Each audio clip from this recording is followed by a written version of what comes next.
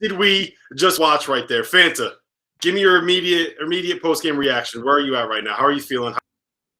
How are you internalizing everything that we just watched on that basketball court?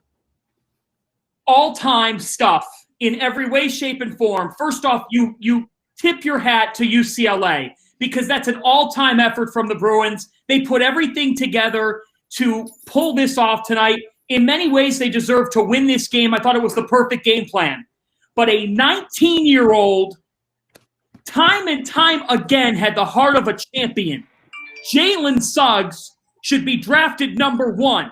That's not, but because of the sequences we saw in this game, that is an all-time finish to an all-time game in the history of college basketball. And Gonzaga took a team's very best punch.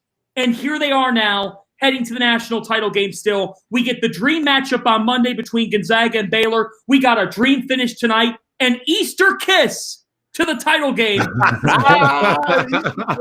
Dave, how you feeling, man? How you feeling? The game was insane. I'm not going to lie to you. I was initially I was worried about UCLA, and damn, was I wrong. I mean, they took a nice little punch early in the game, and then the guys fought back. I mean, Tiger was great tonight. Johnny was amazing. Jaime was amazing as well. Like they played great, but damn, man. Like Drew Timme toward the end of the game in OT, great. JALEN SUGGS was great. Cody Riley was awesome. Like the game was like, no lie, it was like it was just an amazing game to watch.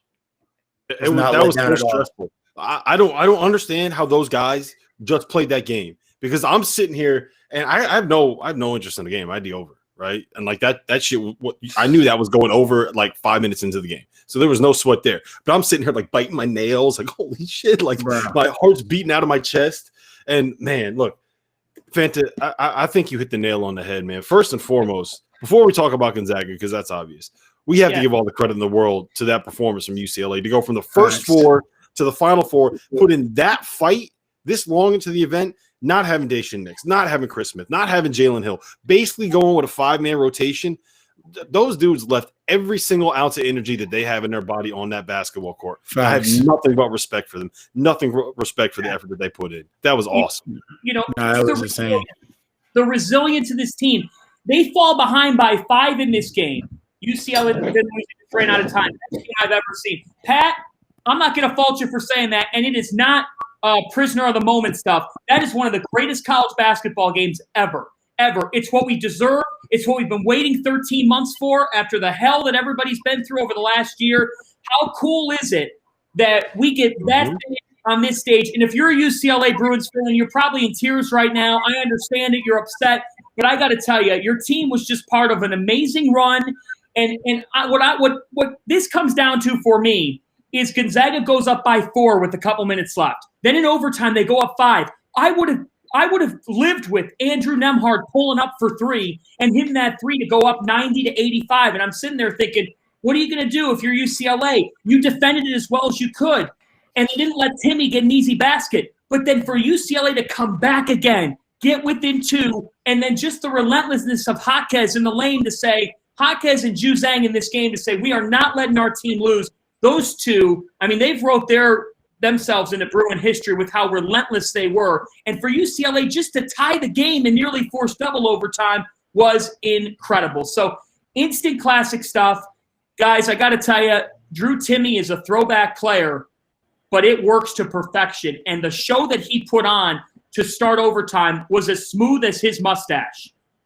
It really was so good. I want to rewind a little bit, though, because it felt there were 3 or 4 moments in this game where it really felt like Gonzaga was about to put this thing to bed, right? When the hook and hold on Cody Riley, that pushed it to 6, and then like 2 possessions later, Joel Ayayi's coming down. He's got that little runner in the lane, and if he hits that, they go up 9, and that might be, that might end up being the end of it. But I mean, UCLA fought all the way back. They ended up taking the lead. They had a chance to win it down the stretch. Same thing in overtime. They get it that Nembhard 3. You're exactly right, Fan. I was like, well, that step back was amazing. This shit's over. Great effort, but this shit's over. And no, yeah. It was like, to me, I kind of felt like Cody. Anytime the ball great happen. Yeah. Like, Mick Cronin, I don't know if that was like done on purpose or not, but most of the time when Cody Riley touched the ball, he was either finding people on cuts or he was getting double teamed. And Jazang was the guy that was reaping the benefits off those double teams sometimes and getting wide open shots.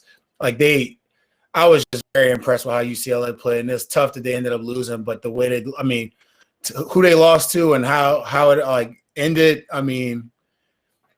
great game, man. Now, hey, I was very impressed. I thought it was going to be tough. You know who the big winner of the night is in all this, and we'll get to it. The big winner of the night is Scott Drew, who got to sit in his hotel room, get some film review in, hope he had a glass of wine or a brew, and Scott Drew, after a blowout where Baylor didn't have to – they didn't have to stress at all. They had no pressure on them. Baylor marching on to the title game, and they get to then watch that game go 93-90, and Gonzaga have to really get pushed to the limit here. So, I just can't get over the tough shot making by UCLA in this game. How many tough twos did UCLA make in a sport where we always say, don't take the 15 to 17-foot shot? The Bruins were hitting them time and again.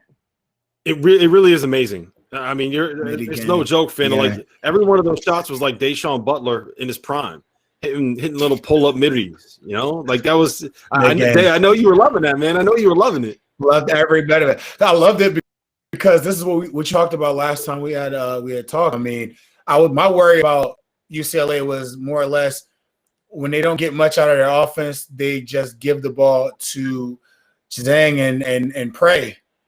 And damn, it wasn't just a prayer today. These guys were just absolutely on fire. It worked today. That's what kept it worked. And it worked, and it was just impressive to see just as far as the array of shots they could make when the shot clock was going down.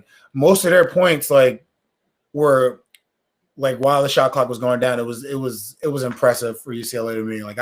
I was impressed with the gapping that they were doing on Jalen Suggs early in the first half. Throughout the first half in general. It made it very difficult for him to score. They were doing great defensively. And then, they just stuck it out offensively and just didn't quit. And it was able to keep it a game. It's just the better team ended up winning today. It's